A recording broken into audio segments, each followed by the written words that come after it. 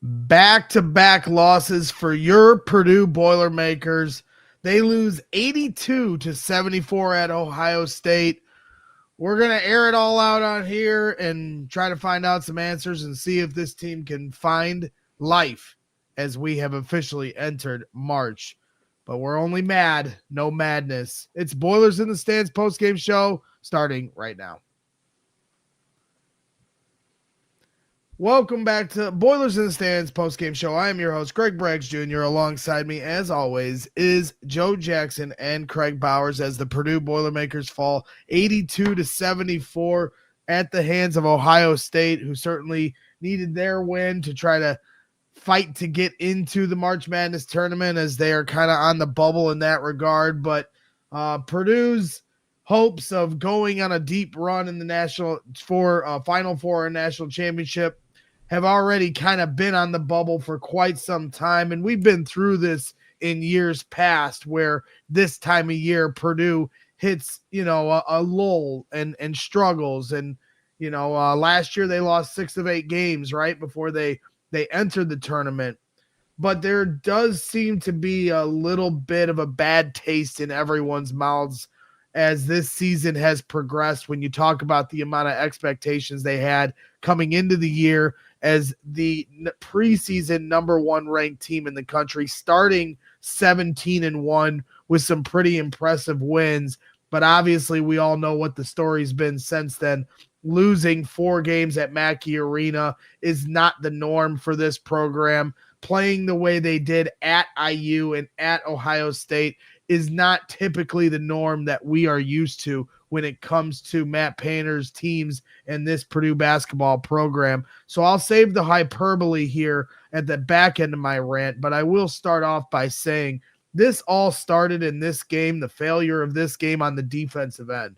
And Joe and Kraig will be able to break this down better than me. But the reality is, you can try, and yes, the last couple games, Daniel Jacobson, when he comes in, seems to get picked on. But from my vantage point, this perimeter defense just consistently lets guys get by them, consistently lets guards get into the paint, and it becomes a trickle-down effect for everyone across the board on this defense. And then what that turns into is what we saw from Ohio State, and that was a team that got hot as the game went on. And then on the other side of it, if you want to look offensively for Purdue, they just could not get going. Braden Smith couldn't find his shot. It took TKR to get into the second half to find his rhythm. Oscar Clough couldn't find his gravitational pull near the rim, try to find some buckets. It didn't seem like they could get anything going offensively at times today. So offensively, it just wasn't their day in some aspects. But for me, it just starts off on the defensive end, and they just cannot stay in front of people. And that's been going on all season long, and it's just a huge problem. And one of the bigger reasons why, yes, if all things go right in March, could they go on a run? Of course. Could they get hot? Sure. Can they change their physicality on the perimeter and play a little better defense? Sure. But to bank on those things happening at this point with this large of a sample size, they're going to have to show a lot more here, over the next few weeks to give any Purdue fan any kind of confidence. Because right now, I'm from, getting the gauge of the fan base on social media, which isn't always the best place to go find opinions. But at the same time, you got a pretty pissed off fan base right now. And I understand why. So I'll get to the hyperbole of this now. Is it fair to question effort? Is it fair to question how much they care? Is it fair to question the heart and desire? I think those questions are fair. I think there's no way this team doesn't care. They have put their blood, sweat, and tears into this program. But when you talk about the heart and desire and wanting to, the will, you can't wait till you're down 16 with under 7 minutes to go to finally light a fire under your ass. And we all see, at times where there's calls they feel that don't go their way, and you've got a lot of yelling at the refs going on. Braden Smith, tries to pull up for 3 at one point, and he feels like he gets fouled. You see the whole bench get up and get mad. They're down 16, Like at some point, we got to find that fire a lot earlier than that. And it can't always be directed at the refs. It needs to be directed at yourselves. And so for me, we can talk about whether or not this team, has enough of that intestinal fortitude, but just something does not seem right with these guys at times. And it was on display today. They were up 7 in the first half. They immediately gave it up. And it felt like from that point on, they looked disinterested until there was about 5 minutes left in the game. There just wasn't enough of an emphasis to really fight back. Not enough diving on the floor. When Omer Meyer passes it to Braden Smith in transition, Braden doesn't get his hands on it, and now it's a turnover the other way. The easiness of that layup spoke volumes to me. And so this team has to find a way to get a little pissed off. You guys are now the underdogs. You were the national favorites going into the year, but as Matt Painter has said many times, that doesn't mean anything. And so now officially, for whatever seed you're going to be given to get into the tournament, whether that's a 3 seed or beyond at this point, you got to find a way to get a little more pissed off and start playing like the underdogs, because you're not the favorites anymore. You're officially the underdogs, and everyone's going to write you off for what we've seen over the last month or two of the season, and really it's rightfully so. So it's time to stop worrying about all the things you can't control, and officiating is one of those, and it's time to start getting a little pissed off. Team meeting isn't what is going to save this team. You might have had one a month ago. You can't keep having team meetings. You just got to start to play a little harder. And I understand that's very hyperbolic, but I think just seeing how they finished the game versus how they played that middle 20 is the point that I'm trying to make in that regard. So we're going to talk about the X's and O's here. I'm going to let Joe and Kraig take this show back over, but I understand it starts with the X's and O's, and the defensive side of the ball is really the story of this game. But I do think I agree with, a semblance of this fan base that is calling this team out on, hey, show us that you want this a little more, because efforts like I saw for a large majority of this game isn't enough for what this program has been known for the last decade and beyond. And that's it for me. Sorry, guys. I'll go next, and I think I'll summarize more or less what Bragg said in probably a few less words. This team's soft. Just straight up, this team is soft. This team is incredibly skilled, incredibly talented. They still have the high-level talent to go and win a championship, in my opinion. It is going to depend a lot more on matchups than I probably anticipated coming into the season, but they're soft, and that's why they lost this game. Yeah. You meant a lot less words. Yeah. I thought you were going to have a little bit more than that, Joe. I've been trying to find the words. I tweeted out sometime, I don't know, in the last 10 minutes of the second half that I honestly was just speechless, because as you kind of look at this game, Ohio State beat us basically in every way they could. They beat us in the interior. They beat us on the perimeter. They beat us from a rebounding standpoint. They beat us from a shooting standpoint. They beat us from an athleticism standpoint. Like, I don't know a single area of this game that you would say Purdue showed that they had a competitive advantage today, one way or another. So I'm struggling, man. I know everybody's struggling. Just seeing the comments, people are beat up about it. People are beat up even about the commentary about it right now and voicing their opinion. I think one thing that this has shown, Purdue starts the season 17-1, and their last 11 games they're 5-6. This was a team that we always knew in the offseason, and Joe highlighted this a bunch, that like this team was going to have to be good enough defensively and going to have to win by being one of the most historically elite offenses that college basketball has seen. And for a long time they were. And really, to me, it started on that West Coast trip, the USC-UCLA games, and then following up after that, where this team has seemed to struggle offensively outside of the game at Iowa, and quite frankly, the home game against Illinois that they end up losing because they can't get stops. But for large parts of that 11-game stretch, this offense has seemed stalled. It seems like even that struggled. And then when you can't get stops, if this team gets behind, it never feels like like you have a chance to get back in it because you don't have enough faith that they can situationally just get stops to close that gap at any point in time. I think a lot of it, and in the offseason, we talked about, well, we get Jacobson back, so we have that backstop from a rim protection standpoint, and we got Clough, so we fixed our rebounding, and we should be better as perimeter defenders because CJ and Jakari are only going to get better. Like we had all these pieces, right? But all those pieces were in different players, and they can't all be on the court at the same time. So we're seeing right now, like, okay, we can put Benner on the court and it improves our spacing. It gives us more 3-point shooting. It gives us another ball handler. So it fixes some of the offensive issues, but then you give up the rebound and you give up, a little bit more of rim protection. Okay. So you bring Jacobson in, and maybe you get a little bit more rim protection, but he chases, right? And he gets bullied, and then you give up some rebounding and give up getting beat out on the perimeter if he gets switched on somebody. So you bring Clough in and you fix the rebounding issue, but we've seen him get just absolutely abused in the post from guys that shouldn't be abusing him here lately.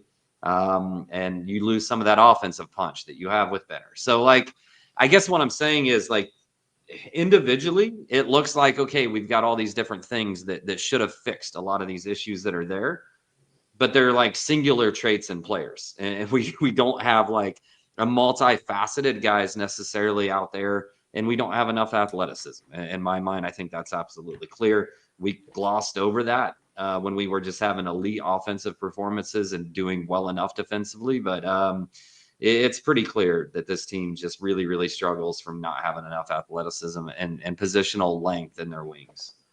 Yeah, I mean, that's well said. And, I think kind of really, as we're going to get through this and go through some of the individual breakdowns and team breakdowns, I think that was kind of a way to kind of round out our instant reactions. Obviously, emotions are high. I mean, we're disappointed, man. I mean, Michigan State was a tough loss at home. You lose on a chance to win at the buzzer. Doesn't happen. That game never really felt that great. I mean, it was certainly competitive, high octane. You guys were at the game, so you can speak to it better than I can from watching it in Indianapolis. But, there was a level of competitiveness in that game, even if Michigan State certainly felt in control. This one, Ohio State was in complete control. And you saw the stat at halftime. And to your point, Kraig, about not really feeling like this team can ever come back, they're now 0-4 on the season when down by 4 or more points at halftime.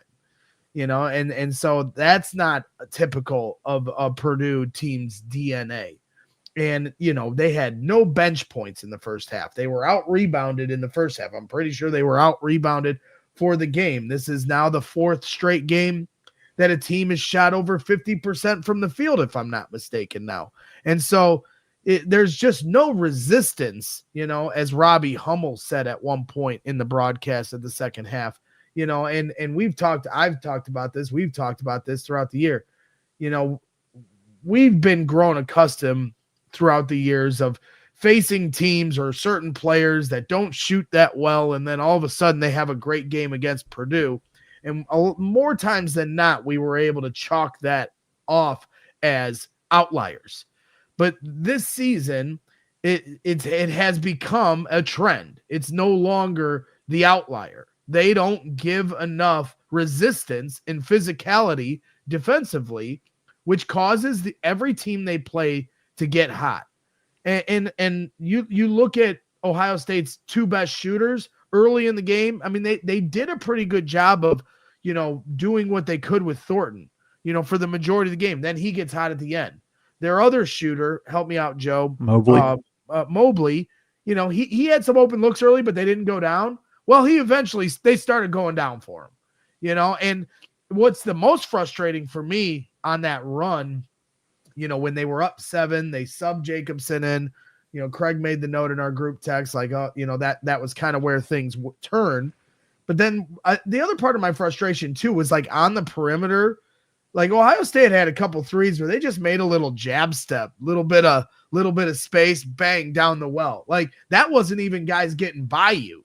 That just wasn't you getting up enough in their space to make things uncomfortable, where just a simple little jab step is enough for them to create more than enough space to have a comfortable 3. So, like I said, this team's just got to find another level of nastiness. And Joe, yeah, I know you typically don't go that route in terms of hyperbolic. You try to explain it in a way of how the coaches look at this.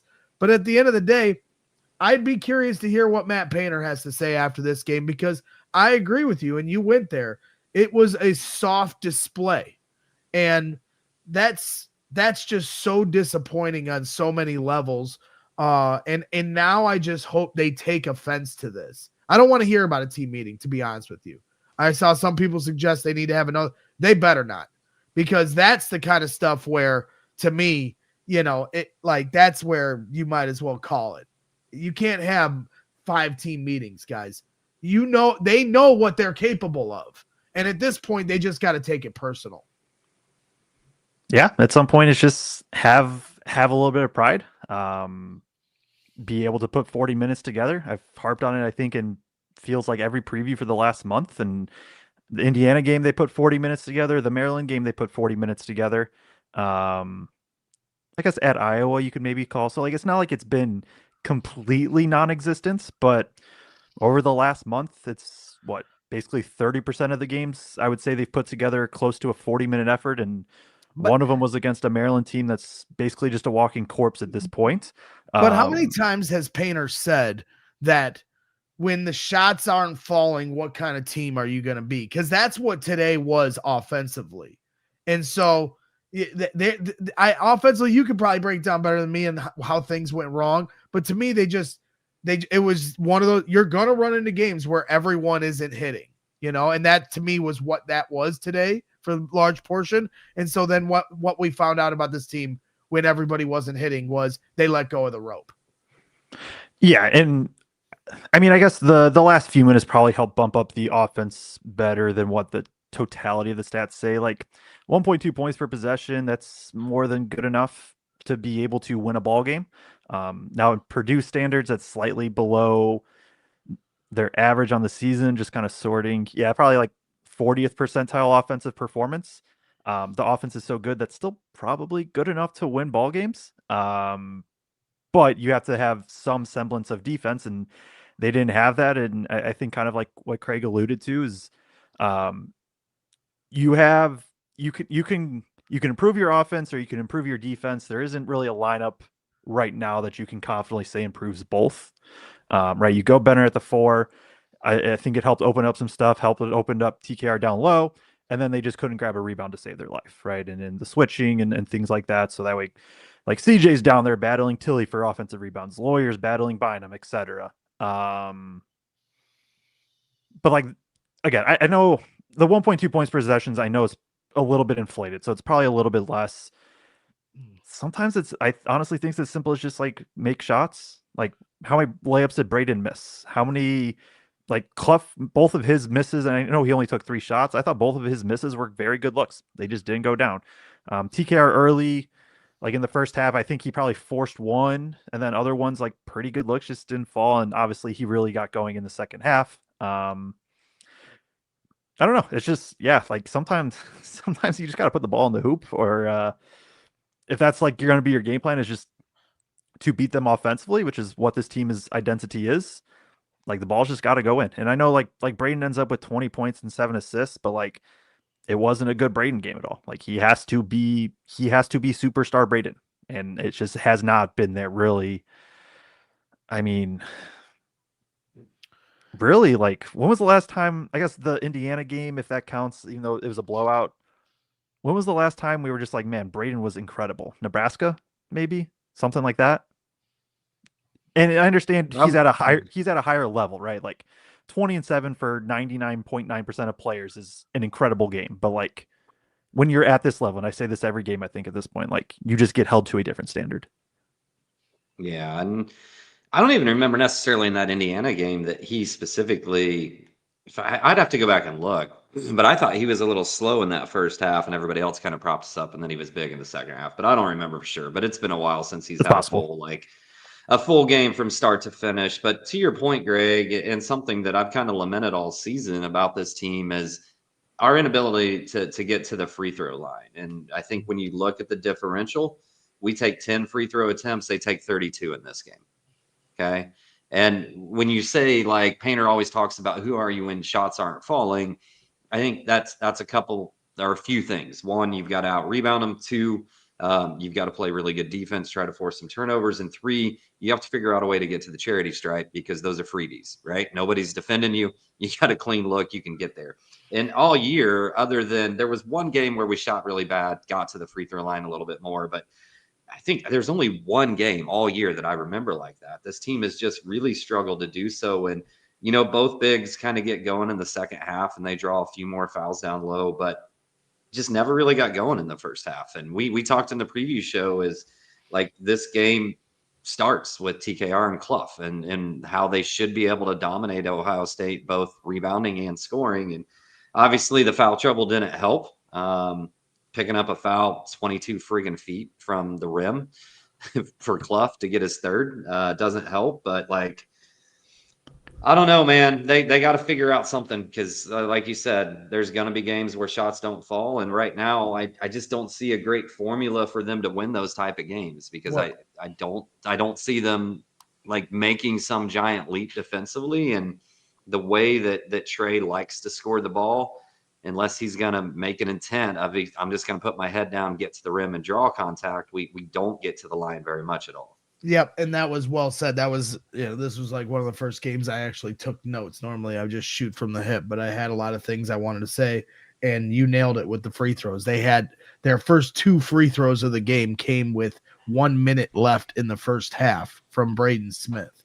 And, most of the time fan bases, when they see a foul disparity or a free throw disparity like that, will immediately do a show like this or go to social media and complain about the officiating. But I think we've all learned at this point it has nothing to do with officiating in terms of that free throw disparity. So to your point, between the defense or lack thereof and the ability to get to the free throw line or lack thereof, those things aren't changing this year.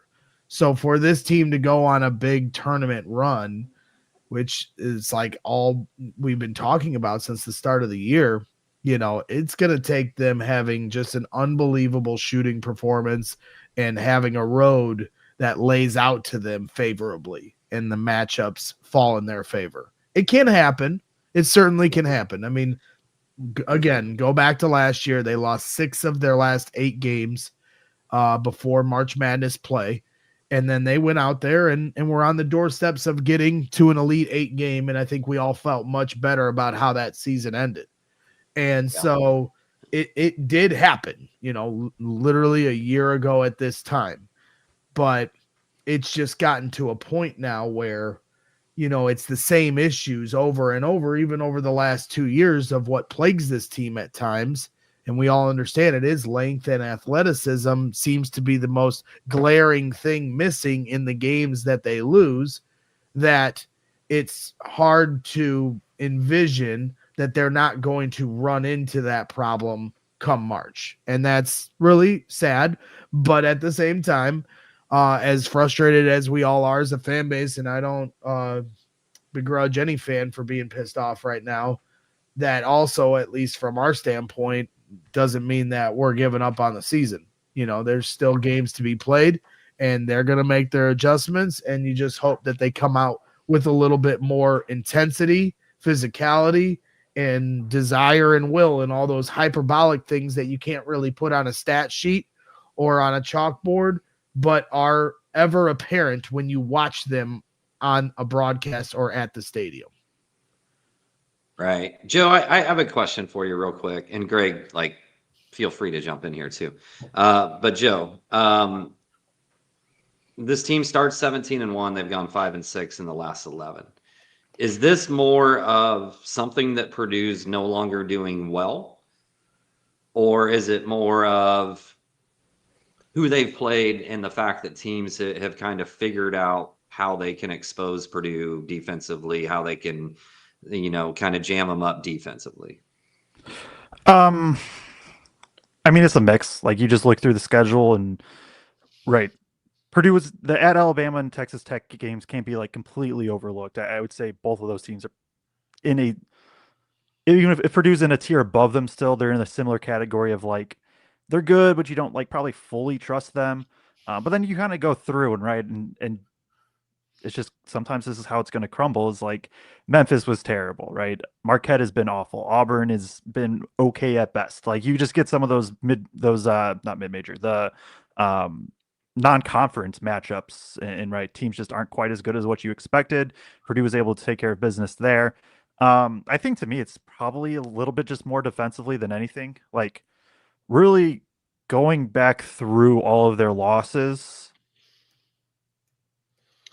like the Indiana game, the Indiana loss, that's one where the offense wasn't good enough to win for Purdue standards. I guess the Iowa State game, although the offense was good enough, just Purdue literally could not make an open shot to save their entire lives. And so I think it's just more, I think to me it's a little bit more defensive of like you give up 82 points and 61 possessions to Ohio State. Like that's just going to, you have to be perfect offensively. You give up 91 points and 70 possessions. Like I just think the defense has fallen off a bit. And then offensively, you have such a slim margin of error. Like if shots aren't falling, you don't really have an answer. Right. I guess what I was asking more was like, are they playing worse defense than they were a month ago in your mind from what you're visually seeing? Or are teams, have they just figured out like the pressure points where they can attack Purdue at a better level? That's a good question. Gut reaction probably says Purdue's playing a bit worse. Like, I think it's probably a little bit of both. Like, I think, like, honestly, I thought Ohio State, obviously, they played just a really good game. I thought they executed very well both sides of the ball. Honestly, not that I've watched every single Ohio State game, but I've watched a large percentage. Like, that was probably by far their best game of the season. So, like, there is, it's the cop-out answer, but it's probably a mix of both. Like, I think the defense has been falling off in terms of what they want to do.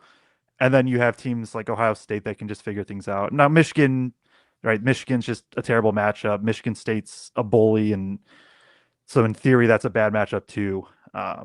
So I guess the cop-out answer is just a bit of both. Big Easy here in the chat says, I think teams have figured out how to exploit this team defensively. Like Payne says, you can't live in help.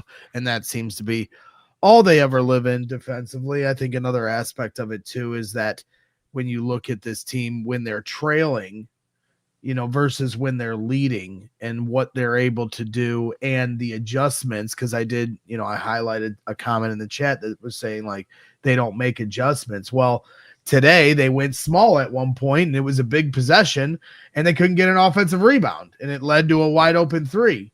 And so like, there's your adjustment, right? The Michigan State game, all I heard from fans were, Braden was trying to pass too much. Well, today he tried to shoot and he couldn't make any to start the game. So like it's sometimes you're damned if you do, damned if you don't. And sometimes the reality is there isn't a Da Vinci Code to fixing some of the woes of this team. Sometimes you're just going to have a bad day shooting or otherwise. And other days you can't make the adjustments because you don't have the personnel for what you're trying to adjust to. You can only come up with so many lineup rotations. So that's the reality of it. Doesn't mean this team doesn't have talent or have an opportunity to win games here down the road. But we're telling it like it is after a 29-minute instant reaction segment. But understandable after Purdue loses 2 in a row and now, has lost, has gone 5-6 over the last 11 games, as Kraig has alluded to, which is frustrating. So let's get to our new sponsor here on the program. Excited to bring these guys into the fold. Kraig has been doing a lot of hard work with these guys behind the scenes, and that is, of course, our good friends over at Section 103. Make sure you're hitting up section103.com for all of these different, if you're watching here on YouTube, different designs, hats, shirts, polos, hoodies, all the way across the board. They have it all for you just in time for March. New, officially licensed Purdue collection from our good friends over at Section 103, a founder-led college apparel brand.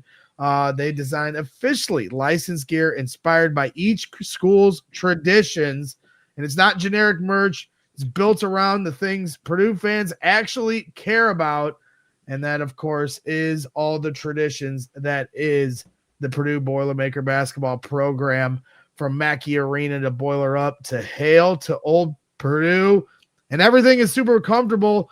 We got our guy Kraig rocking it. I think Joe is too as well. You already got your Section 103 gear in. Now that I'm back from Indy and all my combine craziness, I'm going to have to get my order in as well. And if you want to get your order in, use the code in the stands for 10% off an order at section103.com. That's in the stands for 10% off an order at section103.com. We appreciate 103 jumping on board here at the end of the year. Excited to partner with them and show them support as they've shown us. So shout out to the 103. All right, guys, let's get into this. Let's try to move things along, see who else we can yell at the Purdue program. We love them.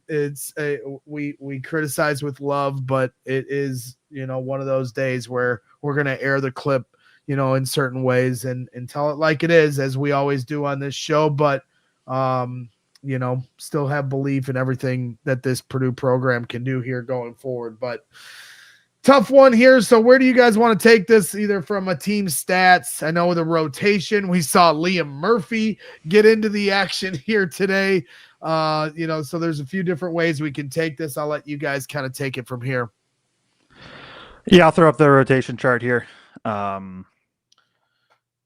lot of Benner, especially in the first half, just with Clough picking up a ton of fouls. They go, and Jacobson just not really being playable. They go small, doesn't work in the first half at all. Second half, it has more success, but then also ends up being a part of the reason why they just couldn't get a rebounds. Liam Murphy comes in the game when Benner gets hurt for a little bit, so it was good to see Benner be able to return. A lot of CJ in this one. I don't know. Anything. Braden gets benched in the second half for 2 minutes, which I thought was the right call. Trying to probably just settle him down a touch or something. I also, honestly, there was a part of me that was just like, I wonder if he's getting benched for the rest of this game, and I wouldn't have hated it, because like at this point, right?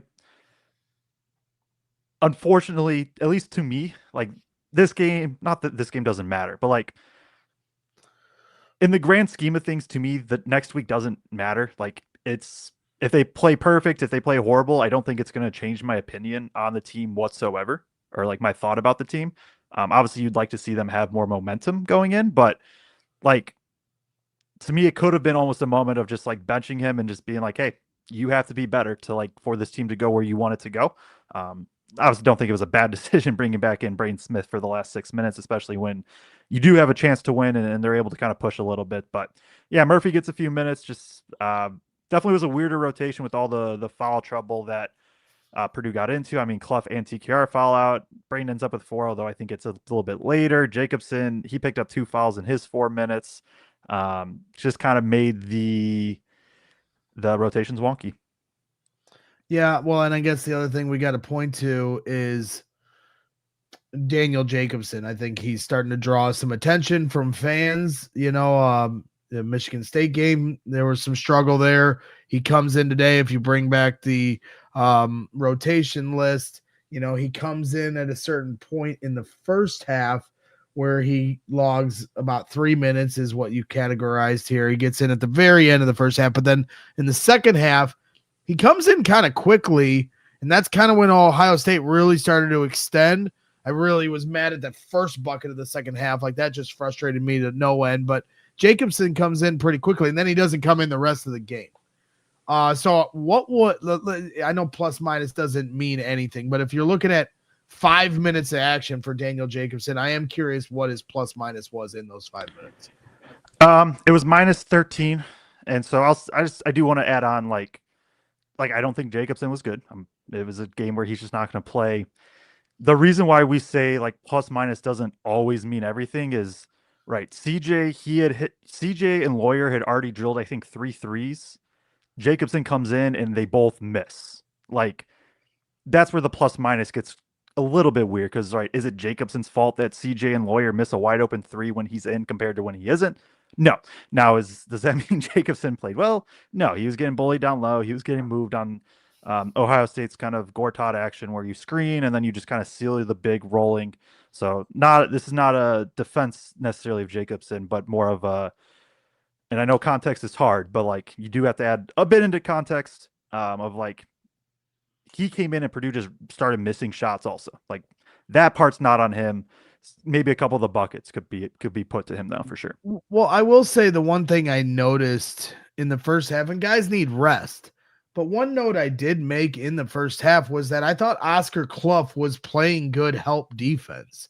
He had shown a few different times where a perimeter guy would get around, on Purdue's defense, and a guard would start to come into the paint, and Clough would do a nice job of walling it off before basically maybe around the free throw line instead of letting them get too deep, and then they'd have to kick it back out and reset. And so I thought they were doing a decent job in that regard, or Clough was doing a good job even at points. Then they sub him out, and then all of a sudden, as Kraig mentioned, they went on a run. Purdue was somewhat in control of the game. Jacobson comes in and it flips on its head. To your point, it's not all on him, but what felt like a common denominator was that switch and then the change of style they were having to play. Kraig, did you want to add to that? Yeah, and like I understand the context and what you're trying to provide there, Joe, but like also when he's consistently been negative in the last, I don't know, few weeks, like there is a theme there, right? Like it's starting to pile up a little bit. And one of the things that I talked about on the preview show was really wanting to see that second unit survive those minutes. And to your point, Greg, in that specific stretch, like Ohio State went on a 7-0 run to tie the game up, and then that eventually turns into an 18-5 run up to the 12:56 mark, and then Ohio State never really looked back from there. And I still think Daniel's going to be a really good college basketball player. I think he's going to be really good for Purdue in the long term. And I think even in the NCAA tournament, one thing we've seen about Jacobson is when he's playing against smaller guys, mid-major type teams, he's found some success. So like I still think he's going to have a role in the NCAA tournament, but against high-level competition, like and again, I like Daniel. I think Daniel's going to be really good long-term, but specifically talking about the rest of this year, like I'm just ready for TKR, Benner, and Clough to split those 80 minutes between the two of them and go small when you need to rest Clough, and just work the rotation between those three guys and get them all their rest minutes that they need, and just live with the fact that you're going to give up some offensive rebounds and understand that you've got to be a uber efficient offensive team in those moments. Let me, before we get into team stats in here, I meant to do this after we came out of the timeout, and then I did whatever rambling I was doing, was to get to some of these super chats.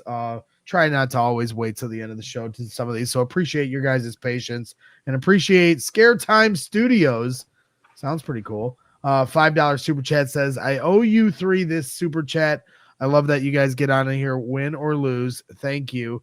Man, this was a tough one. No problem. We do it for you guys. Obviously, we love Purdue just as much as everybody else. And so this is what we do, man. This is therapy. And hopefully we get some better days ahead. Excited to finish this season up. As Joe said, maybe seeding, as much as we've obsessed about seeding here, and I certainly have over the last few months, it has started to turn where seeding seems to matter less right now than this team finding who they want to be for the March Madness tournament. But you wait till the end of the season to find your true identity. You're already asking for some problems in that regard.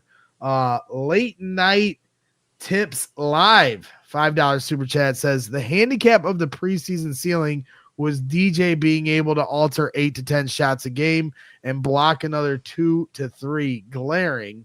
Apart from that, no real junkyard dogs. I don't know if you guys have any thoughts on DJ and that aspect of it, because you felt like you saw that early in the year, and it does feel like you're seeing less block shots here over the last month. I do think like and I obviously say this with caveat, I'm like not a college coach, you got all that stuff. Painter knows 10,000 times more about basketball than me, but like the one thing that still confused me this entire year is why Purdue puts Jacobson up in a high hedge. Like, I don't think it does him any favors defensively. We think back to what Edey did, and I know Travion wasn't a good defender, but like what Travion did, and I'm sure you kind of like maybe arms, he could kind of mix it up a little bit between drop and hedge. And but Jacobson is like, he's at his best when he, I think, can play a bit of drop coverage, sit down in the paints, use his length there. Like, they're asking him at 7'4" to hedge out and then recover. And like, yes, he has a lot of length, so he can sometimes get by, but then he's going to be out of position, and that's where you get some of these seals and different things like that. It is something that like, it's just confused me a bit. And Clough, I understand a bit more. Like, you see some of the stuff that Clough can do in hedge, and it's like, okay, it makes sense. And if the whole concept is keeping the ball out of the paint, then sure. But like 2 years ago, the philosophy was just like force mid-range shots. And I understand Edey was like, as generational offensively that Edey was, like Edey was an incredible defender too. So I understand Jacobson's not going to be to that level. But still, I have kind of always felt like there's just more they can get. Like, you can even just the rest of this roster, like, I just don't think it's suited for being a super high hedge team. Like, they don't have length. Like, it's not like, you know, even CJ and Jakari and them, they're good on ball defenders, but like, it still puts even more pressure on them to have to really be able to recover. Whereas if it's drop coverage, you're going to live with, there are going to be teams that just kind of live in that mid range and can beat you. And that's going to happen. But like, I would take that over teams just kind of getting whatever they want. I don't know. Yeah. So that's my long answer to that. No, it's a good one. It's a good one. BK Bennett here, $5 super chat says, very disappointing loss. Purdue needs to play better defense, but also needs to forget about officiating. No whining. Smith, DJ plus 25 pounds is a must. Thank you. I get the frustration at times. There was a couple times where I felt like he deserved a call. He wasn't getting it, you know, and this is somebody that, you know, is a fourth year senior. I think that comes with the territory. And there definitely was one point where, you know, he goes up for the layup, he gets fouled, and then off the rebound, Purdue gets the foul. And Braden's throwing his arms out like, what the hell was that? You know, and I totally get that. Even the 3-point, you can make the argument, but it's just such a bad look, man, when you got so many other problems going on and you kind of feel like you're playing a little lackluster. You're down 16, you know, and it's just bad optics. And I understand why fans get frustrated about that stuff. You got to play a little harder, man. And then you'll earn a few more calls through that. When you become the passive team, the refs seem to not give you the benefit of the doubt of the whistle. SLK Boiler, final super chat before we get back into things for $20. Thank you guys all so much for your additional support to the show. Says, I don't know how you guys do it, but I'm thankful for level but passionate heads. I'm sad, but I'm not alone. With you here. SLK, hope to see you at the Big Ten tournament. We can hash things out as we're setting up a meet and greet with our friends over at Tailgreeter. I was on the phone with them earlier in the week, and he didn't call me back, so I don't know what Pat's doing, but he better get that link up. We're gonna have we'll have updates to that shortly. I'm hoping by Wednesday that'll be finalized for all of you guys, so you guys can come see us for the Big Ten tournament, because it looks like they're gonna be playing on Thursday here. So as long as they don't show up on Wednesday, but I'll be there for the whole thing. My studios, CHGO Sports, are right down the street. So I intend to go to quite a few Big Ten tournament games even earlier in the week. So hope to see you all there. All right, let's get back into things. Obviously, team stats, player stats might not be as extensive today. Felt it was more appropriate to kind of air out our emotional purge of what we needed to say here about everything going on. But we can get into the stats of the game and then call it a day. So wherever you want to go, Kraig. Can I get a board moment from Joe real quick, just for people, because they talked about a Gortat screen multiple times on there, and I thought Ohio State did an incredible job with it. And the way they were able to, because like we want to force perimeter drivers into help, that Gortat screen just multiple times sealed off our big and just killed any help coming over to try to protect the rim, which just made it even more glaring, the fact that we could not keep guys in front on the perimeter. Well, this is the award-winning segment. It's going to win us an Emmy one day, and that is The Board with Joe. Yeah, so Gortat screen, it's so let me make sure everything looks good. All right, ball up top here, high ball screen. Purdue's gonna be in the high hedge. Gortat screen is where the person setting the screen rolls, and basically, so screen happens, ball moves, right? We're gonna say this is here, and then we're gonna say this is the big trying to get back. This is the roller, ball handler, and then this is the guard trying to get in front. Gortat screen is where he set the screen, and as he's rolling, he's basically like they're both right. This guy's trying to cut here and get in front, and he basically just steps up and just seals. And so as they're kind of moving their way down, it's kind of in this area, and you see like this, and he's now sealing here. So now that the ball handler can get downhill, the big is now out of position. Generally, as this big is coming down, this defender who's over here is going to jump back. And so just this Gortat screen, you saw Tilly do it a few times to Jacobson, Clough, TKR. It's where you just, you basically seal on this roll and create a driving gap. And you'll see even times like Purdue do it, I think, with just like TKR, Clough, especially when they play too big to kind of help create a little bit of spacing. So that was one thing that killed them. I also had another one ready to go, and this Peja action that Ohio State was running. So this is Mobley right here, the number. He's number 0, I think, off the top of my head. The shorter player who's a really incredible shooter. So he sets this back screen, this rip screen right here, and basically there's a few different things that happened. Sometimes Purdue just didn't get on the switch because he's setting this rip screen, and then he's going through as this guy's cutting back. And so there's a few times this switch wasn't communicated, so you can get the back cut, or you get Mobley just freely coming into here for a 3. Other times, like it felt like even if they did communicate this well. So this Peja action is this back screen who then immediately flows into a handoff because the ball's up here. He flows into a handoff. This guy's trailing, and now Mobley can walk into a 3. Or I think that's one where he got Murphy, I know for sure, or twice, I think, on that. I think he got Benner once or twice. I think Lawyer, if I'm remembering, once. Like there's just a lot of times where clean this back up. Just this very simple, it's back screen into a handoff right here. It just got Purdue all out of sorts. And usually this is the big, so now the big's out of position down here. So even if Mobley shoots, right, crash, offensive rebounds, just felt like the story of the game. And it just goes back to Purdue can't navigate screens. Like they can't navigate screens as a team, basically across the board.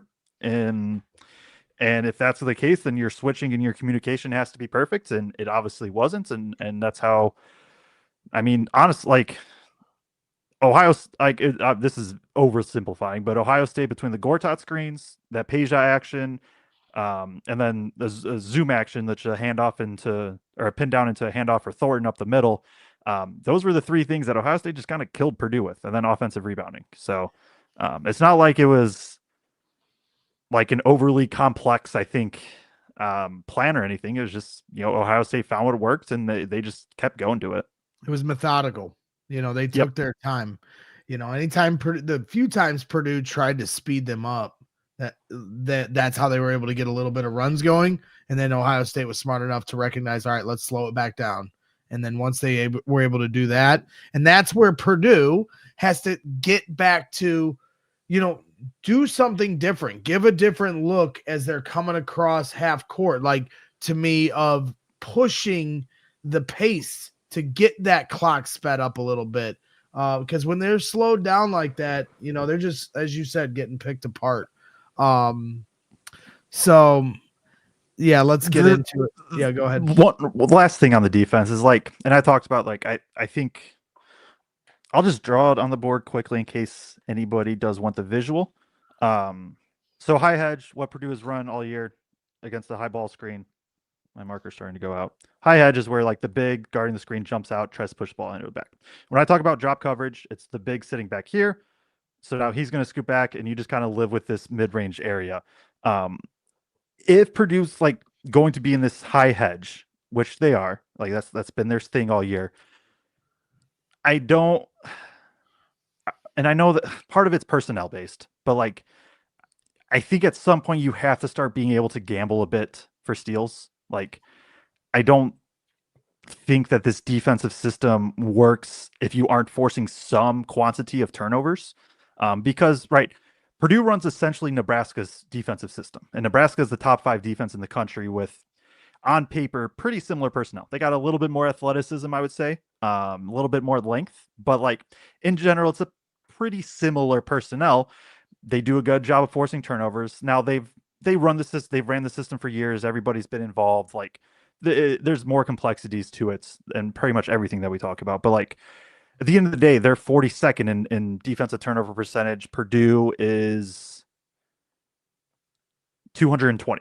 And like I understand, right? CJ's not a guy that's necessarily going to generate a ton of steals. Like Braden's kind of the only one that really will. Jakari does a little bit, although it's limited minutes and it feels a little bit spotty. Like he can get you 2 or 3 in a game or also 0.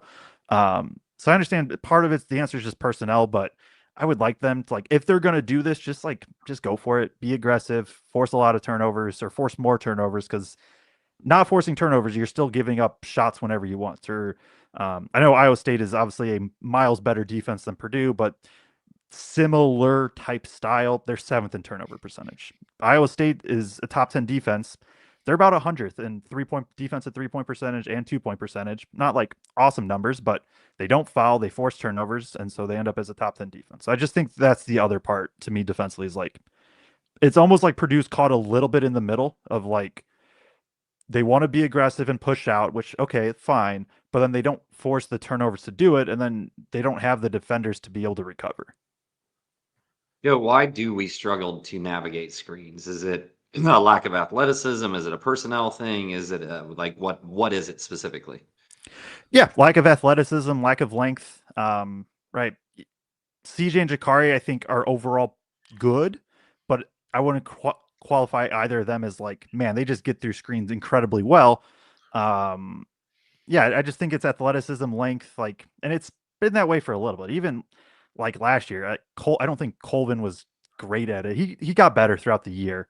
Heidi was fine. Like, really, the last guy that I would say was good was like Lance Jones. Like Jones was good.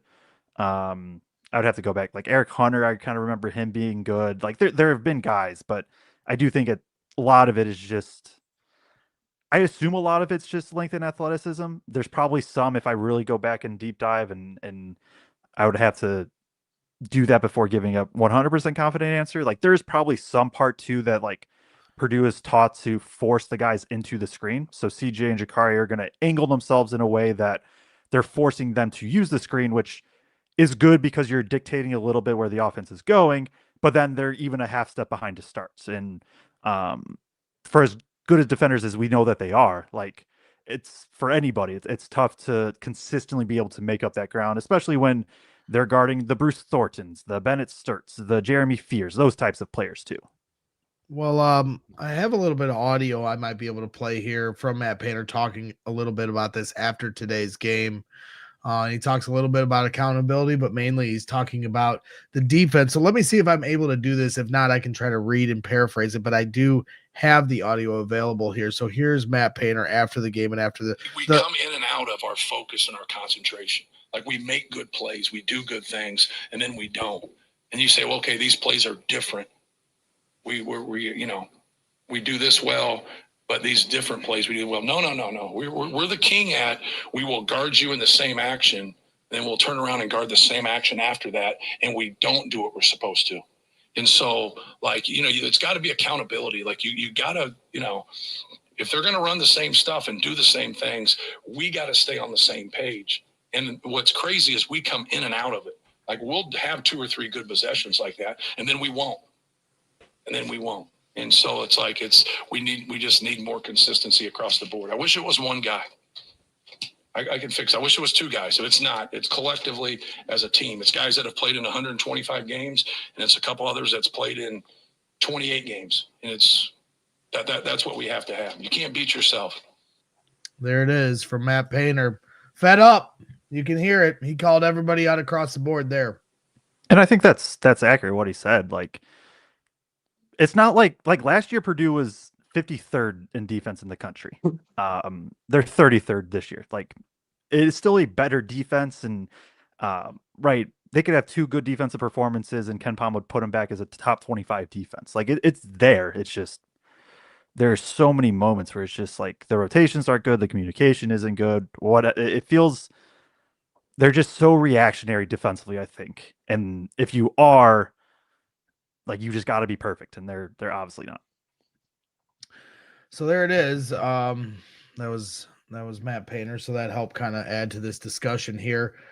It's up to you guys. I think we can go through some of the team stats, obviously, and there's some important ones from a rebounding and free throw perspective and how many shots got up. So maybe we can go through those things. I don't know how much individual players you guys want to go through. It's totally up to you how much further you want to take this, but I think it's totally up to you guys. But just my gut instinct on how this is, I think, is more of what we've kind of been discussing more so than really breaking this down how we typically do it. But again, it's your show. I'm just here for the ride. No, I'm good with that. If you want to go through the team stats.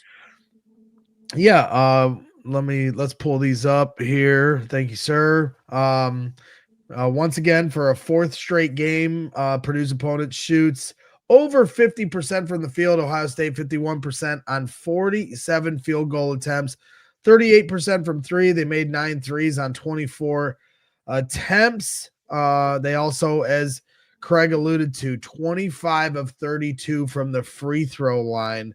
And that disparity from Purdue only having 10 free throw attempts, making 7. Used to be flipped in the good old days of Zach Edey being here, but no more. Same goes with being out rebounded, something we're not used to as much in the land of Purdue basketball, but happens today. 36 rebounds for Ohio State to 29 for Purdue. And so not great there in that regard. Points in the paint. Purdue did end up getting more points in the paint. TKR kind of turned it up a notch in the second half. Felt like he was the only guy really playing hard when this team was down 16, hanging on by a thread while he was in foul trouble for the majority of the second half as well. Nothing doing from a bench points perspective, only 5 from Purdue's bench in this game. And so it's just kind of pretty ugly stat lines across the board. Not too much to take from this. Tough loss. Purdue only led in 8 minutes of this game, and Ohio State was just in complete control. So Kraig, Joe, if there's anything for you guys that stands out to you. I mean, they basically beat us at everything, Greg. So Jesus. we had more points off turnovers, 1 less turnover than them. Somehow we ended up with more points in the paint at the end of this game. That was completely flipped in the first half. And then felt like in the second half, they were okay, just kind of letting TKR go more one-on-one. Like if I'm up 16, protect the 3-point line a little bit more and give up 2 rather than 3. Yeah, that's my instant analysis of the team stats, Greg. They basically beat us at everything. I think the points in the paint can be like the raw points in the paint numbers. Purdue wins by 8, but when you add in The free throws, yeah, then Ohio State still wins that by a good amount. Well, and same with the field goals, right? Yeah. I just saw it. Purdue had more field goals. I think there was another game where we had this where it was Purdue has 63 field goal attempts to Ohio State's 47. And on its surface, if you said that before a game, there was another loss where the stat was similar. You'd be like, oh, well, Purdue blew them out. They made more field goals than them. But when you get to the free throw line and have 32 attempts, that changes the narrative there. Yeah, for sure. And I think out of the last 2 of the last 3 losses, this game and the Michigan game, both Michigan and Ohio State have kind of been just like, hey, like TKR beat us one-on-one. And I think from a Purdue offensive standpoint, you're cool with that. Like, that's good because especially in the second half, you saw what TKR is able to do. It's just when you do get behind, and Kraig talked about this earlier, both of you did, I think, like, even if TKR is going to get you what do you have, like 17 second half points, it felt like? Yeah, he did have 17 on 7 of 9 shooting. It's 2 points at a time, right? It's that. And it takes a while too. It takes a while, and you're just betting on like, all right, yeah, sure, TKR can go get 2 points most possessions, but we're also just going to go get, and I'm talking from the point of the opposing team, like we're also just going to go get 2 points every time. So like, yeah, sure, we're up 10 and they want to keep doing that. Great. Cause we're just going to score 2 points or 3 points right away too. 100%. So I've said that's this not going to be closed. I've And said so this to me, forever. Yeah, go it's ahead. less TKR offensively and more just like that paired with the inability to get a defensive stop. Like, I think you can live with the TKR offense if you can get any sort of defensive stop, and this team just can't. Well, and again, to your point about whether you're leading or trailing, I think plays a big factor, because early in the broadcast, Hummel was giving a lot of admiration to the way TKR has passed the ball. And if you can play through him and he's identifying the correct pass, he had a couple kickouts where you thought maybe he'd go to the corner and then he throws it to the top of the key for wide open 3, I think, to CJ Cox. Like, those were nice plays. But, if I'm playing against Purdue, whether it's Oscar Clough or TKR, and they throw it into the post, which they've been doing a lot more here lately, I'm backing off and letting them play one-on-one. I'm not falling for that bait. I'm not doubling that anytime.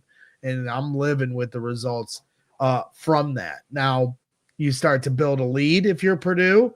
You get some stops. You get a transition 3. Now, all of a sudden, you're up 10, and that's going to change the way you're going to defend how they're playing through TKR. But until that happens, I'm never doubling that if I'm playing Purdue, ever. So, and then especially when they're down, it's like almost laughable that we get to this point, you're down 16. You're like, okay, now we're going to see if TKR can chip this away with 7.5 minutes to play. And then they almost did, which was funny. They got it down to like 6. You're like, how do they do this? But like, it was almost more insulting more than it was, something that was commendable. Cause you're like, guys, you can't wait this long. Chris Kramer, Purdue legend, goes on to say, the thing I'm most disappointed in is the lack of fight for 40 minutes. Looks good in spurts, but not for the whole game. Can't consistently have the other team playing harder than you and be successful. Dude's got to empty the tank for whatever time they get on the court. So, again, like, that's a lot of like, just, that's typically not like, that's something that, again, as I was saying in the beginning of the show, I saw somebody, I was going to start because I thought it was funny, but somebody was like trying to explain to me the difference between hyperbole and hyperbolic versus cliche. I do know the difference. And what I'm trying to say when it comes to hyperbole is like, there is a lot of exaggerating, of what is going wrong with Purdue versus the true explanation that lies on the court. You'll never hear Painter talk about this kind of stuff. Like, he's going to break it down in a way of how they can be solution based. And so, there's cliches, like play hard, play full 40 minutes in that regard. But those are things that fans draw to. And, I think those are things that are tangible in some ways that don't show up on a stat sheet and should be called out. But at the end of the day, there is an answer to the quiz. And that's some of the stuff that we pride ourselves here on this program outside of some of the hyperbole or cliches that, most fans are going to draw to and maybe relate to a little better. But that's why Joe and Kraig are so great at breaking down this game, because they can explain it in a way that helps us all, including myself, be a little more educated of a fan and not just draw to some of those things to kind of explain our frustrations at times. That's it. I don't know why I said all that. last thing on the team stats for me, like the free throw attempts thing is,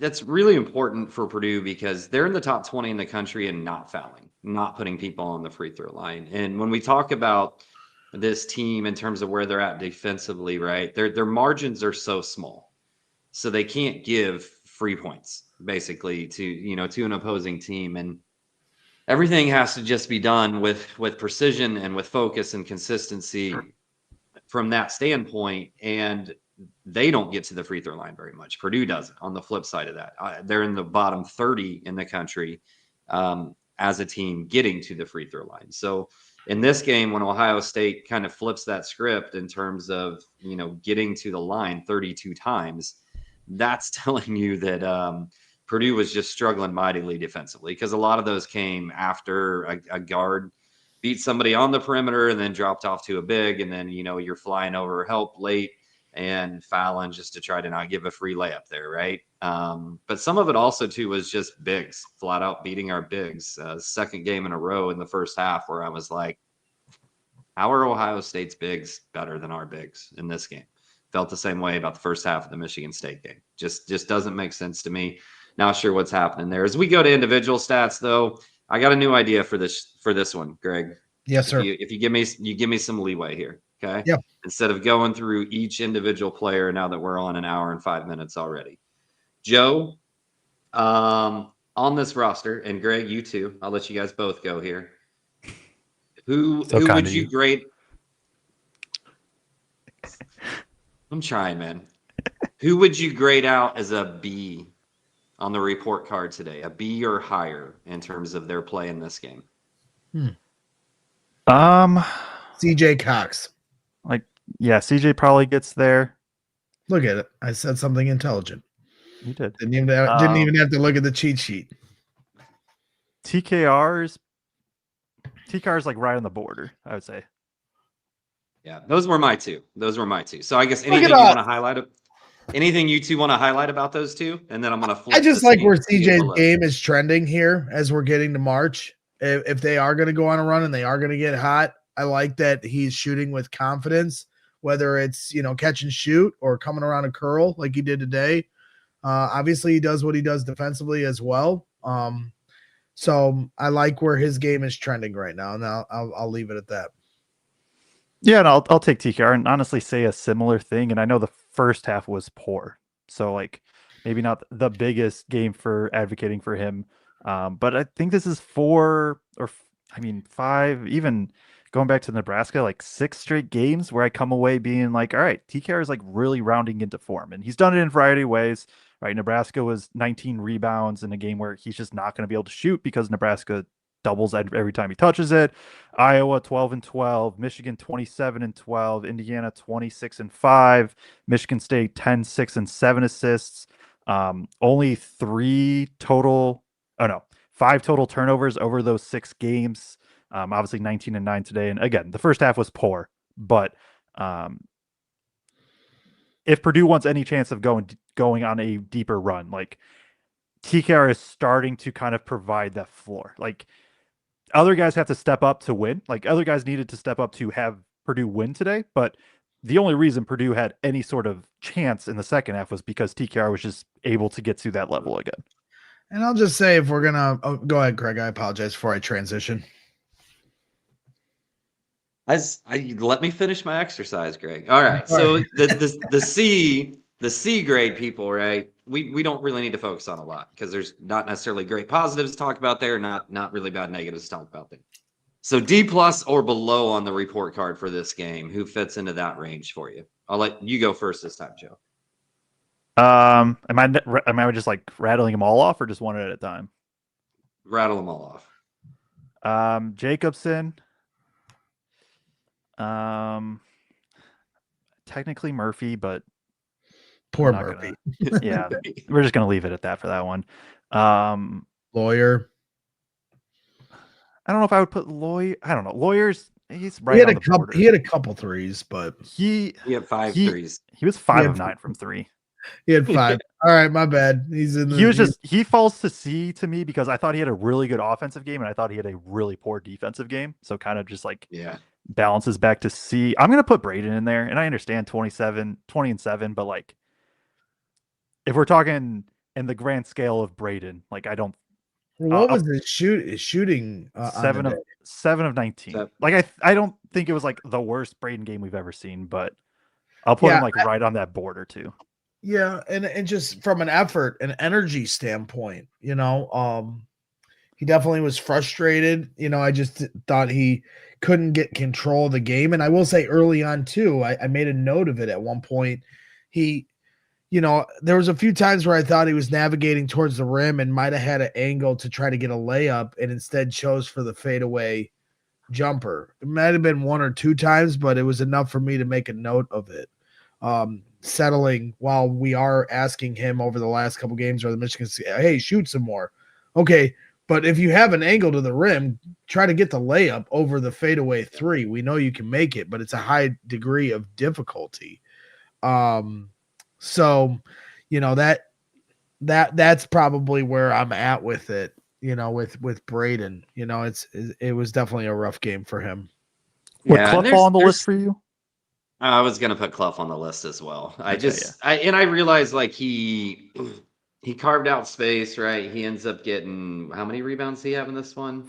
5 in 19 rebounds, minutes, I guess. But I thought like a couple of the fouls I just thought were not smart plays, and you know, like he knows he's needed on the court at that point in time. He saw him getting abused on the offensive glass. Like, just be smart and stay in the game. But only 2 points. Thought he smoked some good looks. The 2 misses were hooks that were pretty close to the rim there. Again, just didn't feel like his impact was near what it needed to be.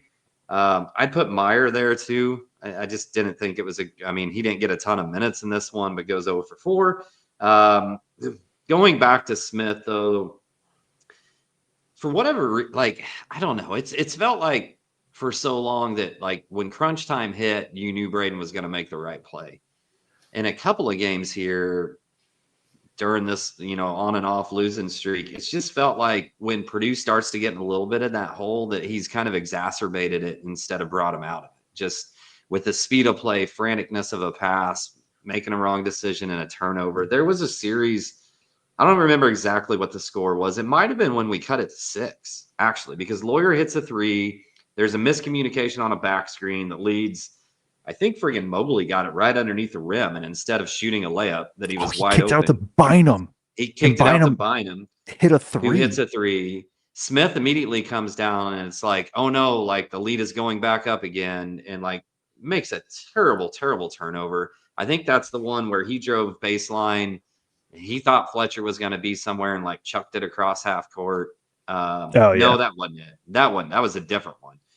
This one was a turn. I think he was trying to get it to Trey in the paint, and then leads to a dunk on the other end for Ohio State.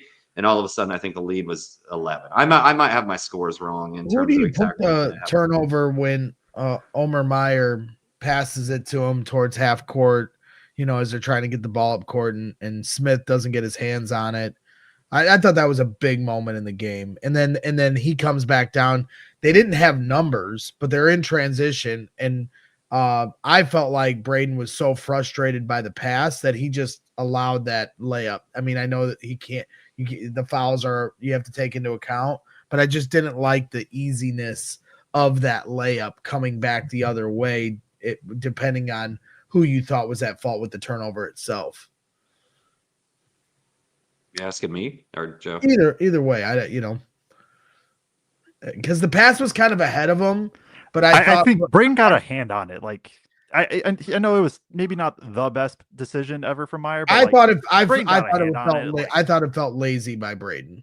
Yeah, like that's a like that should never have even been a thought to, like, we should never have even had to discuss that play. Like, you just catch the ball and move forward.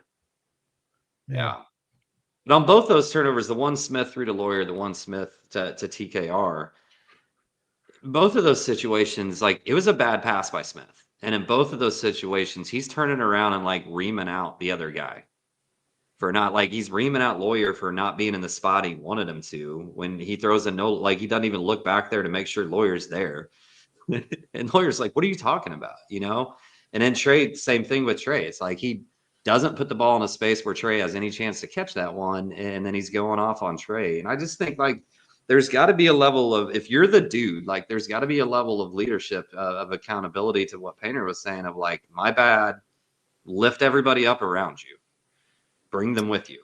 I agree with that, and it's on Painter and the coaching staff to deliver this message. It's on Braden Smith to take, as Painter said in that audio clip that we played earlier, to take accountability as the leader of this team, and really, I think, needs to have another level of a better attitude here going forward across the board.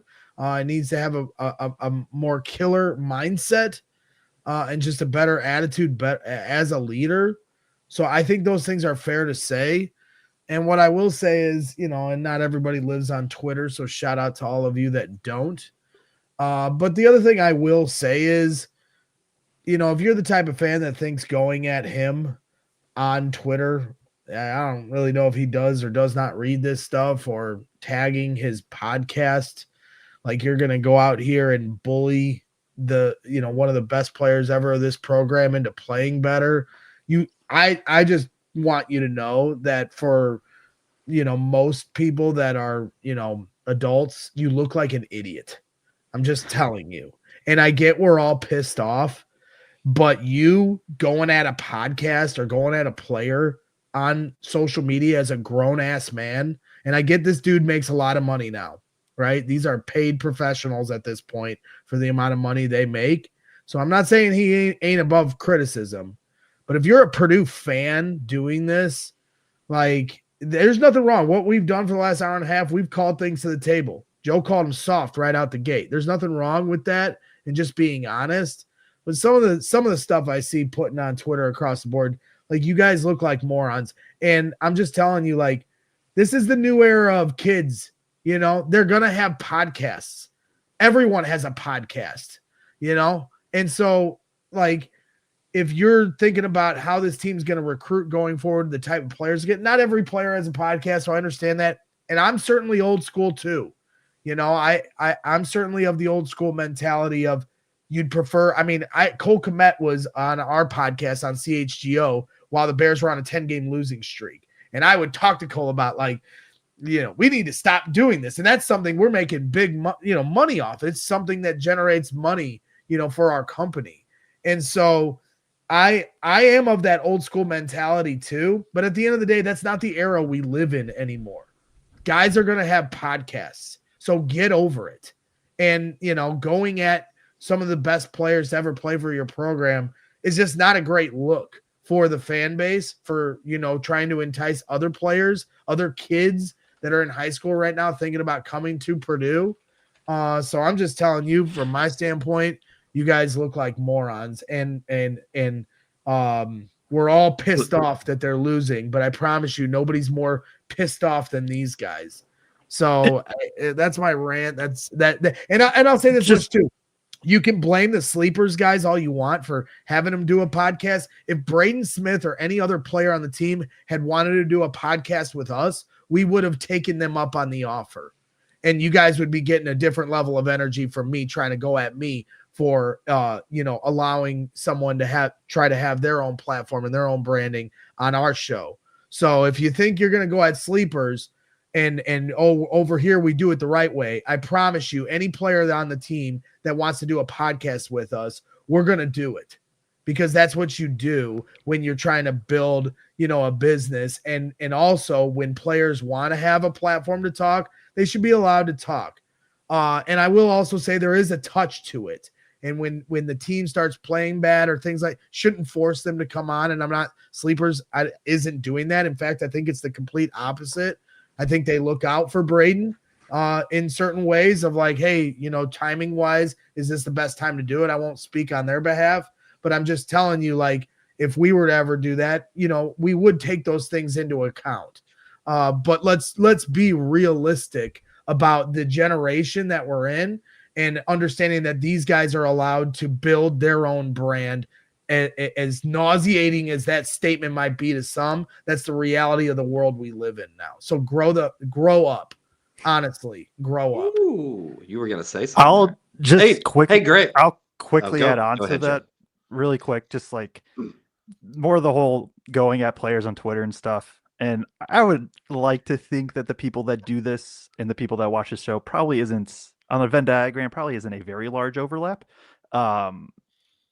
But like, we'll never know how much truth or not there was, but Liam McNeely was a 5-star committed to Indiana and just kind of decommitted. And the talk was part of it was just like him and his family and his crew kind of saw how insane Indiana was being about, like, the Woodson losing streaks and things like that. And they were just like, yeah, why would I send my kid to that? And like, I think there's literally, for the specifically like tagging players and things like that, like, there's only negatives. Like, It's other recruits can see it and be like, do I really want to go to that? Things like that. Doesn't mean you can't be frustrated. Doesn't mean you can't let out your feelings on social media, etc. But there's a right and a wrong way to do it. Well, and I get, our guy Tarek,